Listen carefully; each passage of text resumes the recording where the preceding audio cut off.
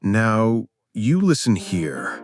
My name is George. I'm 72 years old, and I've seen my share of things in this life, good and bad. But nothing prepared me for the day the daughter I raised, the girl I loved more than my own life, looked me in the eye and told me to get out of my own home. It's a bitter pill to swallow, especially when you're looking back at the life you built with your own two hands.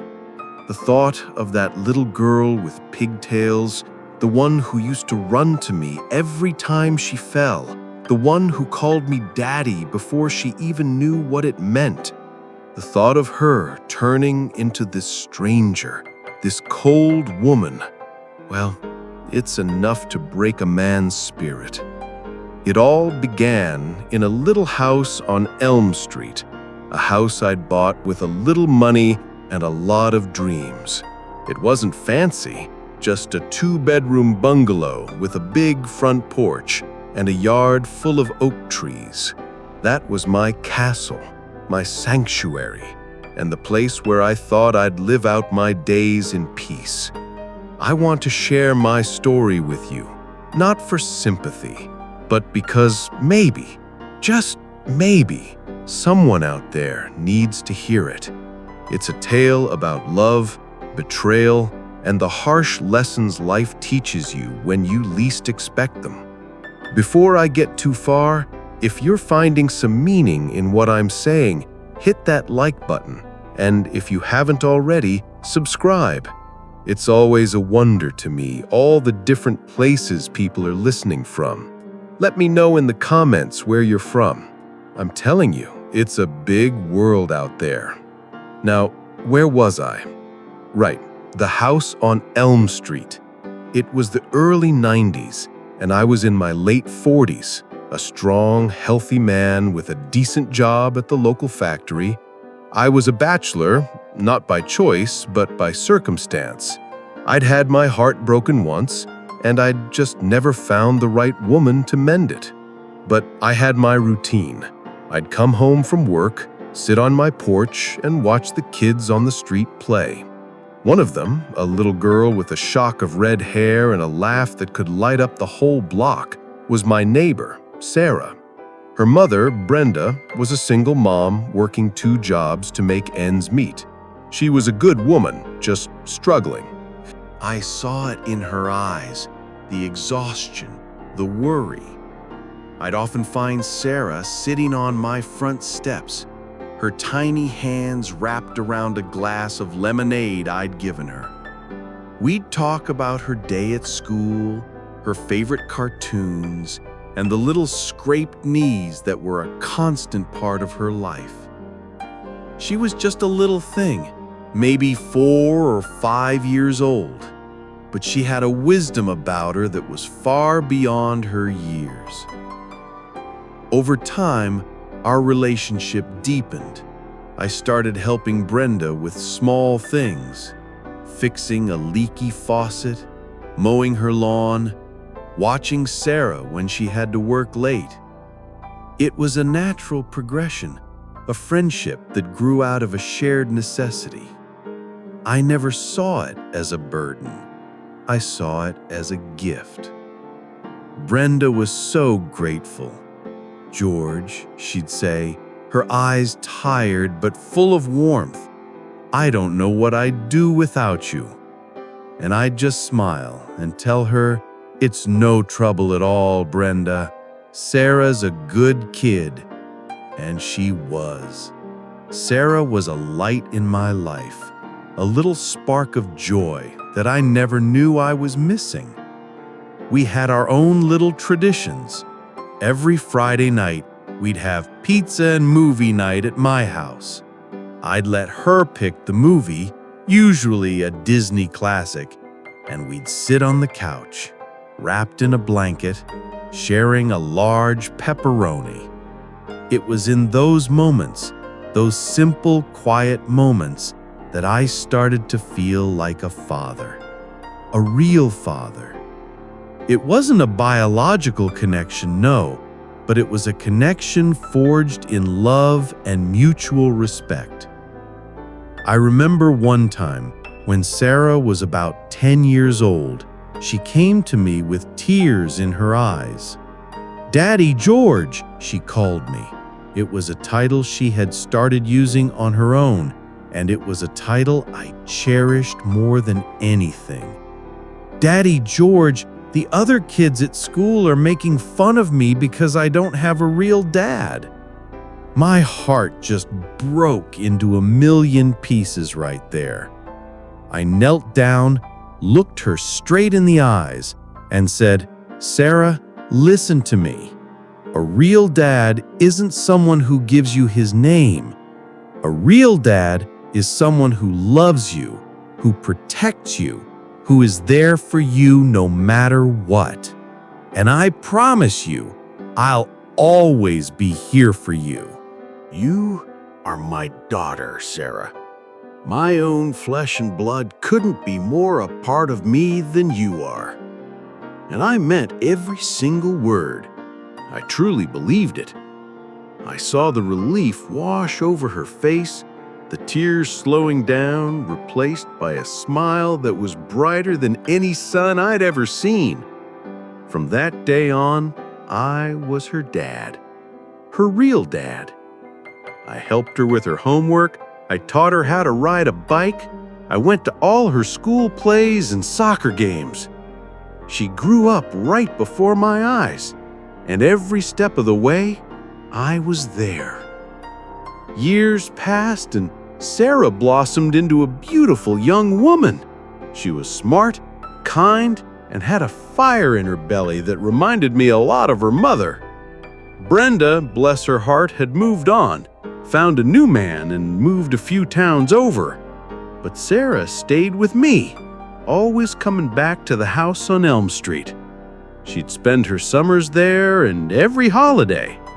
We were a family, a true family, not by blood, but by choice. I supported her through high school, and when it came time for college, I did everything in my power to help her. I cashed out a small life insurance policy, took a loan out on the house, and sent her off to a good university. Come on, let's get in the car. We've got a long drive ahead, and I'll tell you the rest of the story on the way. But before we hit the road, if you haven't liked the video yet, go ahead and do that now. And don't forget to subscribe so you never miss a story like this again. I wanted her to have the life she deserved, a life free from the struggles her mother and I had faced. I wanted her to soar, to be someone. And for a while, she was. She excelled in her studies, she made new friends, and she called me every single week to tell me all about it. Those phone calls, those were my lifeblood. I'd sit on the front porch, the same one where she used to sit as a little girl, and I'd listen to her voice so full of hope and excitement, and I'd feel a sense of pride that was immeasurable. I had done it. I had raised a good woman, a real daughter. But something shifted in those college years. The calls started to get shorter, less frequent. She started talking about a new life, a new group of friends, a world I didn't know, and a world I wasn't a part of. The first time she missed a holiday, she had a good excuse, a big exam she couldn't miss. The second time, it was a work trip. The third, she just forgot. The calls stopped coming in. I was the one making the calls now, and they were often met with a quick, rushed, "Hi, Dad, I'm busy, I'll call you back," followed by a quick hang-up. The pit in my stomach grew bigger and heavier with each passing month. I tried to reason with myself, to tell myself that this was normal, that this was just what happened when kids grew up. But deep down, part of me knew that something was wrong. so freely to this girl was starting to ache. Then came the letter. It wasn't a birthday card or a Christmas card, but a legal document, a notification that my loan on the house was past due. I was an old man now, retired from the factory, living on a fixed income. I'd forgotten all about the loan, honestly, because Sarah had promised to help me pay it off once she got her first job out of college. I called her, my hands shaking as I held the letter. "Sarah," I said, my voice barely a whisper, "what is this?" And her voice on the other end of the line was a voice I didn't recognize. Cold, impatient. "It's a loan, Dad. You need to pay it." I tried to explain that I couldn't, that I was retired, that I was relying on her help. "Well, that's not my problem," she said, and then she hung up. Just like that. The line went dead, and so did a part of my heart. The world, the little world I had built for us, felt like it was crumbling around me. The next few months were a blur of phone calls and letters, each one more demanding than the last. I tried to reach out to her again and again, but my calls went to voicemail. I wrote her letters, pouring my heart out on paper, reminding her of the good times, of the promises we had made. No response. The silence was deafening, a physical presence in my small home. The house on Elm Street, once full of laughter and warmth, now felt like a tomb. I started to feel the weight of my years, the aches and pains that had been so easy to ignore when I had a purpose, when I had a daughter. The day the bank sent the final notice, the day they told me they were going to foreclose on my home, was the day my whole world fell apart. I knew I couldn't fight them. I was old, tired, and alone. I had nobody to turn to. I thought of Brenda, but I hadn't seen or heard from her in years. I had given everything I had, my money, my time, my heart to this girl, and now I had nothing left. I sat on that front porch, the sun setting over the oak trees, and I felt a tear roll down my cheek. A single, hot tear, a testament to the pain that was now my constant companion. I remember thinking, how could this have happened? I gave her everything. I sacrificed my own comfort, my own security for her future. Was I a fool? Was it my fault for loving her so much? I couldn't wrap my head around it. The little girl who used to call me Daddy with such love in her voice, the woman I had just sent to college, how could she just turn her back on me? The betrayal was so deep, so profound, it felt like a physical wound. It was worse than any broken bone, any sickness. It was the kind of pain that starts in your heart and spreads through your entire body, a chilling, all-encompassing ache. I decided to try one last time. I found her address, a fancy apartment in a big city far away from our small town, and I drove all night to get there. I had to see her. I had to look into her eyes and understand.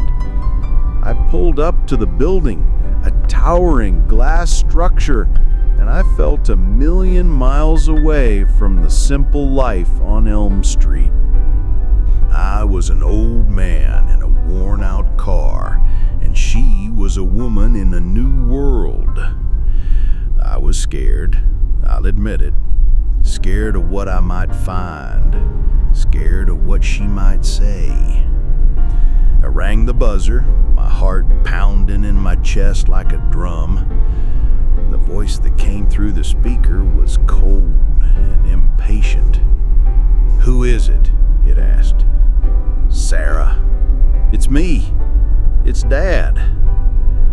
There was a long pause, a silence that felt like a lifetime. Then the line went dead. She had hung up on me. My own daughter. She had hung up on me. I stood there for a long time, just staring at the building, the towering monument to a life I didn't know and a person I no longer recognized. I felt a wave of nausea wash over me, a dizzying sense of confusion and despair. The world was spinning. It was a betrayal so complete, so cruel, that it took my breath away. I drove back home that night, an old broken man, with nothing but the echo of a dead line and the memory of a little girl with pigtails. And then came the final act, the one that truly sealed my fate. It wasn't the letters or the phone calls or even her refusal to see me. It was a cold, rainy Tuesday, and I was sitting on my porch just watching the world go by. A big black car pulled up, and two men in suits got out. They looked official, serious. I knew in that gut feeling you get when you're old and you've seen a lot that this was it. They walked up my front steps, and one of them handed me a document. It was a legal eviction notice. Sarah, my Sarah, had bought the house, my house. She had used the loan to buy it from under me. The man explained it all in legal terms I barely understood, but the gist of it was simple. I was a trespasser in my own home. My daughter, the girl I had given everything to, had legally taken my house, the place where she had grown up, the place where she had called me daddy. It was her property now, and I had 2 weeks to get out. My legs felt weak, and I had to sit down on the top step. My hands were shaking so bad I couldn't hold the paper. I felt a chill that had nothing to do with the rain. It was a coldness that came from the inside, a complete and utter desolation.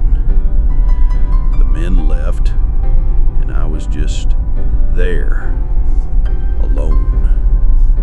A stranger in my own home.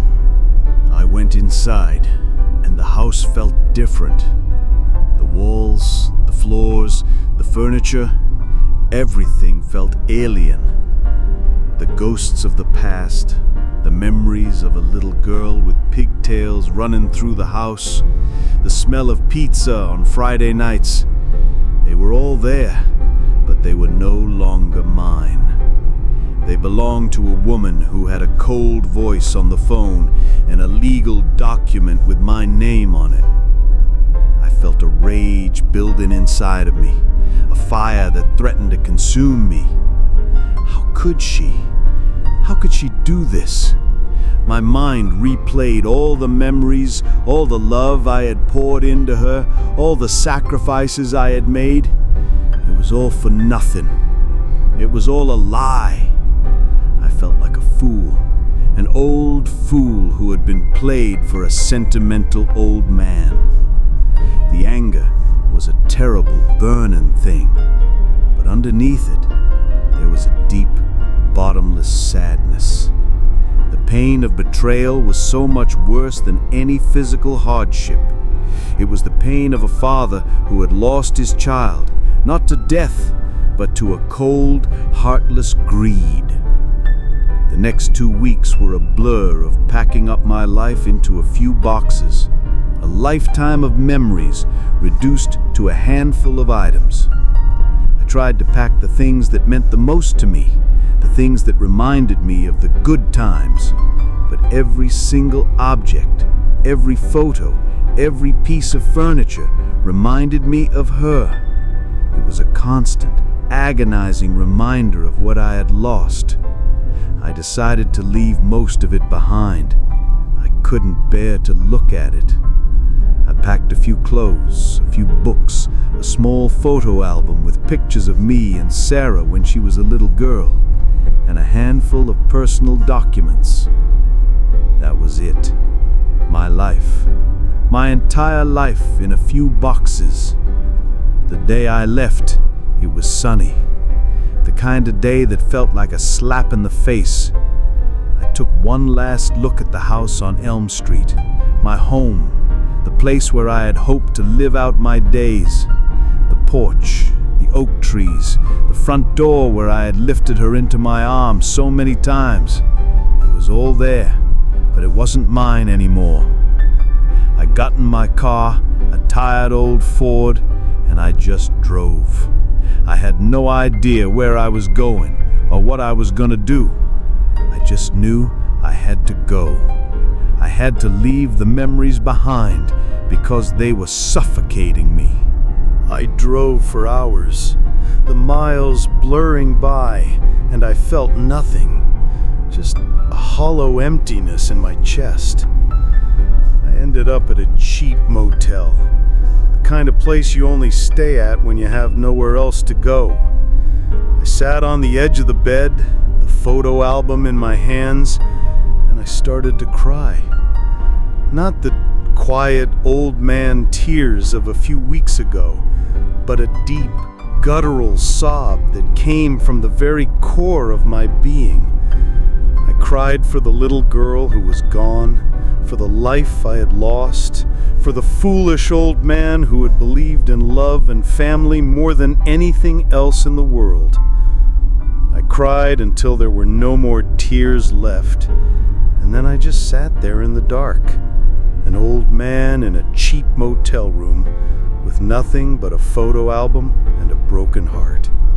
I was homeless. I was alone.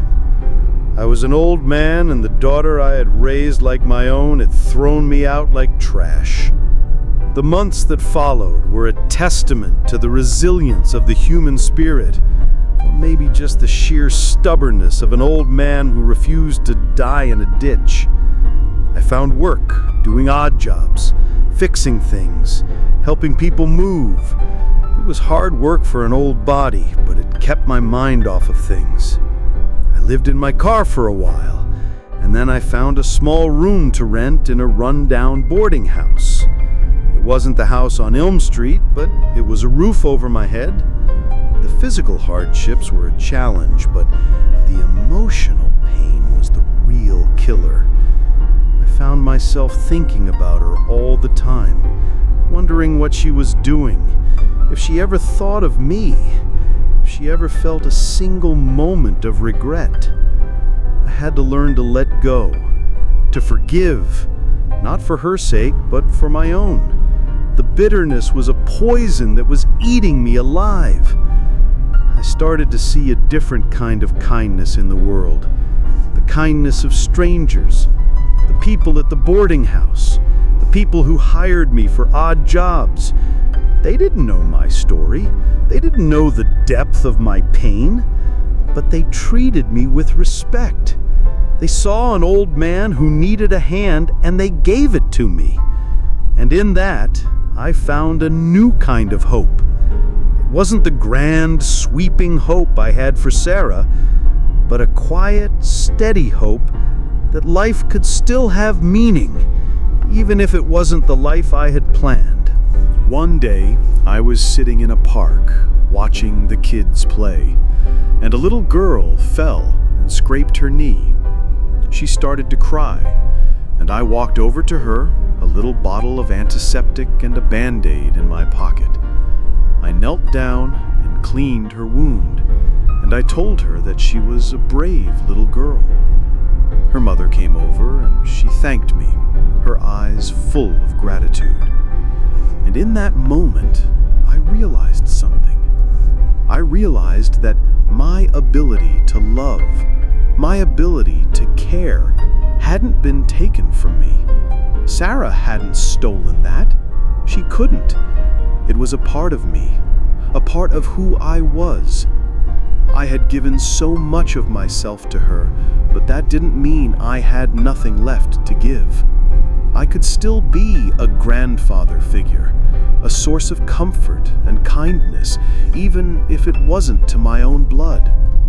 The pain is still there, a dull ache that reminds me of what was lost, but it's not the consuming, overwhelming pain it once was. The bitterness has faded, replaced by a quiet wisdom. I've learned that some people, no matter how much you love them, can't be saved from themselves. And I've learned that the most important thing a person can have is their dignity. Sarah may have taken my home. She may have broken my heart, but she didn't break my spirit. I am still here.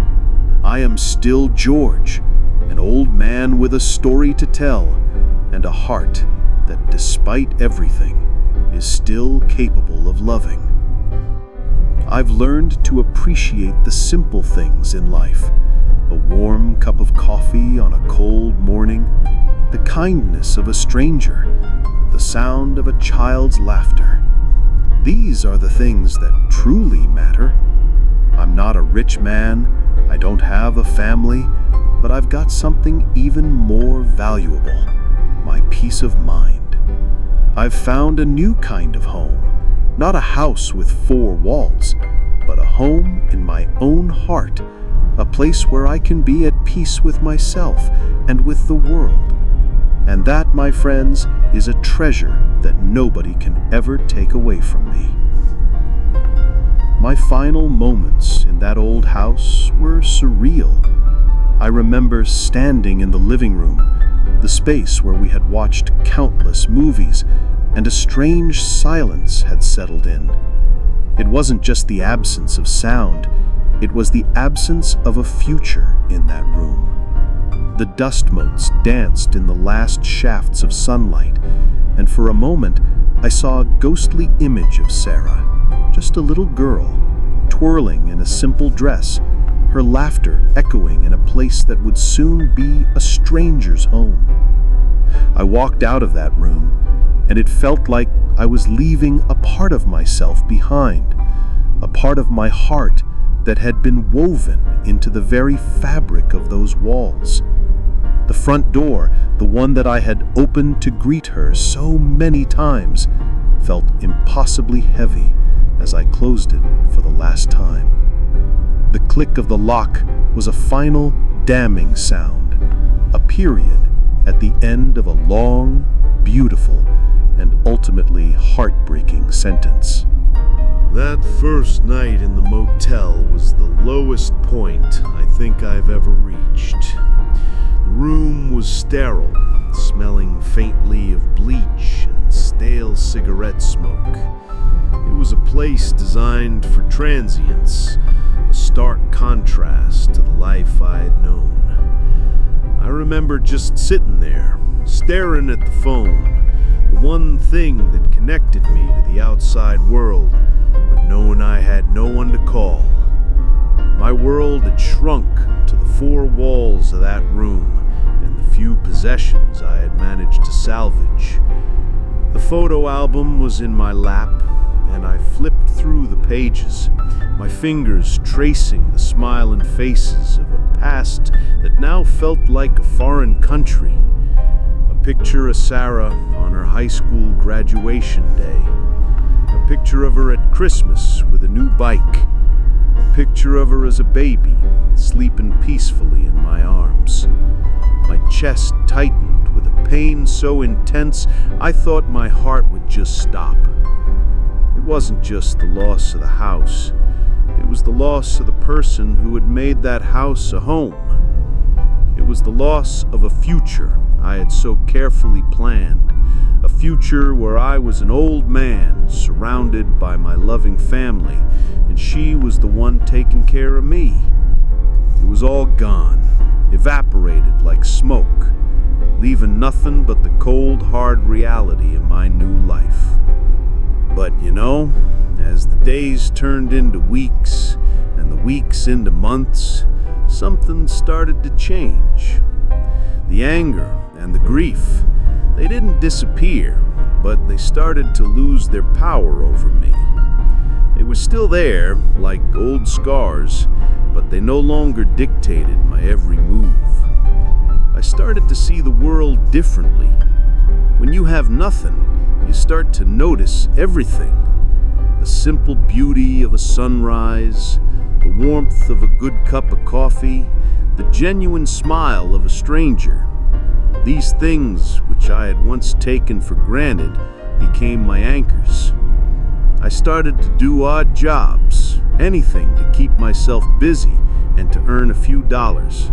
I fixed fences, I painted sheds, I helped people move. And in doing so, I met people. People who didn't know my story, who didn't know the depth of my heartbreak, but who treated me with kindness and respect. They saw an old man who was willing to work hard, and they gave me a chance. I found a small room in a boarding house, and it wasn't much, but it was my space. I had a bed, a window, and a roof over my head. It was more than I had a few months ago. The pain of the past was still there, but it was no longer the whole story. I was starting to write a new chapter, one that was about survival, resilience, and the quiet dignity of a man who refused to be broken. I've learned a lot from this experience. I've learned that you can't force someone to love you, no matter how much you love them. I've learned that a home isn't just four walls and a roof. It's a feeling of safety, a feeling of belonging. And that feeling can be found in the most unexpected of places. And most importantly, I've learned that the greatest wealth a person can have isn't money or property, but their peace of mind. Sarah may have taken my home. She may have broken my heart, but she didn't break my spirit. I am still here. I am still George, an old man with a story to tell, and a heart that, despite everything, is still capable of loving. I still sit on a porch sometimes, not the one on Elm Street, but a different one, and I watch the world go by. The sun still sets, the stars still come out, and the world keeps turning, and I am still a part of it. I've found a new kind of home. Not a house with four walls, but a home in my own heart. A place where I can be at peace with myself and with the world. And that, my friends, is a treasure that nobody can ever take away from me. I guess, in the end, that's the most important lesson of all. Now, that my story is at its end, what did you think? What part of my story resonated with you the most?